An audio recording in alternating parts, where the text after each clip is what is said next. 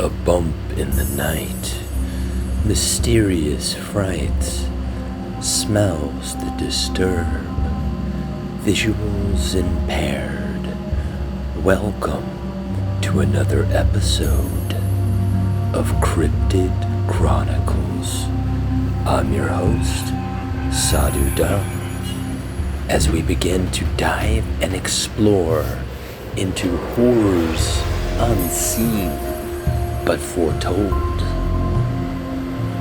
Join me if you dare. Himmapan of Thai. If you've ever visited Asian countries such as Thailand or India, you may find some similarities in their architecture and their art. Continue to look deeper and you'll draw on some more parallels. Look closely into the arts and the varying crafts, temples and etc., and you will see many strange animals and creatures.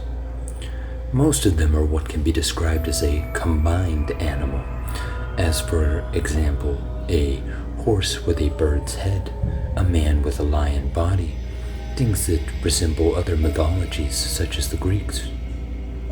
These animals are actually mythical creatures who dwell in the legendary Himmapan forest. Locals swear by the depictions, and they've been noted over centuries.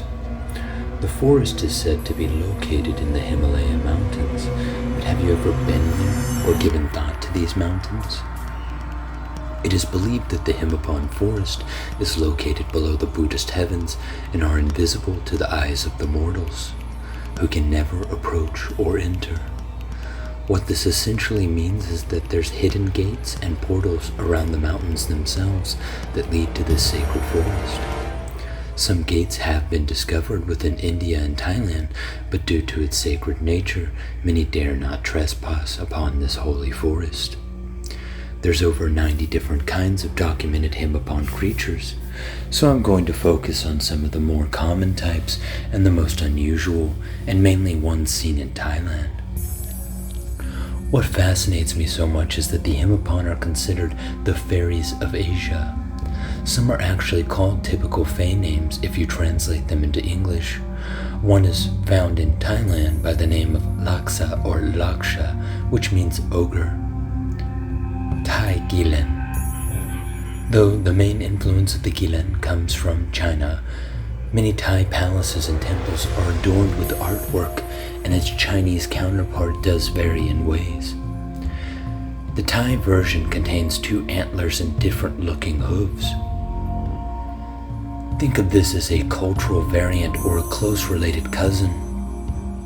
The Thai Gilen is also known as Kiran, which is of Sanskrit origin and means ray of light. They are similar to a lion and have scales scattered throughout the body. It resembles a deer despite the head of a lion with antlers and the tail of a cow with hooves. They can live up to 1,000 years and are known to bless the virtuous and punish the wicked. The swan is said to have descended from the holy Himmapan and is closely related to the Gilen. Those who have seen the Gilen are foreshadowed to die a martyr or have a governmental position coming to them. The wicked are said to have a heart attack or become publicly outed for their transgressions. There's also been local reports of strange shapes and lights in the sky before the Thai Gilen appears within an area, and oral accounts suggest that it understands human speech. Banon Maruk. One of the more interesting types of creature. They have the upper body of a monkey and the lower body of a deer, with some sort of tail that is a mixture of lion and monkey. These beings are very whimsical and enjoy eating fruits and are known to steal from orchards. They stand upright and are around 5 to 6 feet tall, with completely green bodies.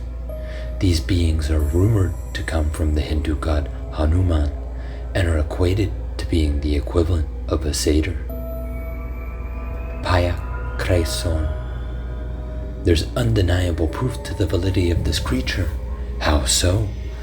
We created them with selective cross-species breeding. They are fabled beings that are both half tiger and half lion, as featured in the mythology.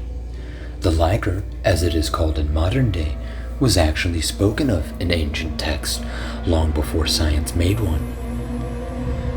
They are said to roam the Himmapan forest and sometimes are seen within civilization while preying on deer. Accounts of these creatures have long been known in Thailand, Cambodia, Laos, and India, to name just a few countries they've been seen in. Mapik. Himmapan stories talk about these creatures flying around the forest and being omens of good fortune when witnessed in person. They also make appearances in other cultures as well, such as the legend of Pegasus in Greek mythology. These beings are winged horses in old Chinese tales and have equivalents in other cultures with minor variations all over Asia. One thing remains the same, and that is all winged horses are equipped with a set of bird-like wings and able to fly with incredible speed for their size. Other magical beasts in Himmapan tales that inherit this mix of a bird and horse are the Durong Buksen, Haimara Usadorn, and Usadorn Vihop. Modern-day sightings have occurred in the Caucasus Mountains in Central Asia and even have accounts coming out of Saudi Arabia and Gansu province of China. Wari Kunchon. These beings are just downright cool as can be. Take a fish and an elephant and mash them together, and you have the Wari Kunchon.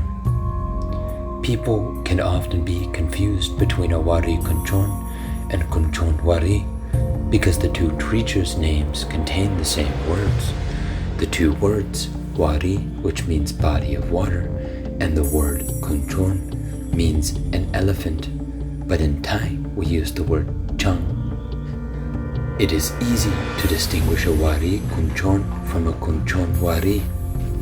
A Wari Kunchon has the entire body of an elephant with some body parts of a fish, like fins along the backbone, leg fins attached to each of the four legs, and the tail of a fish. A Kunchon Wari, however, has only the two front legs of an elephant. The rest of the body is composed of fish features. They both dwell in the sea and can dive at great speed underwater. Hey everybody! Thank you for watching the video. Be sure to like and subscribe. And also, for the full featured version of this episode, go to the Patreon.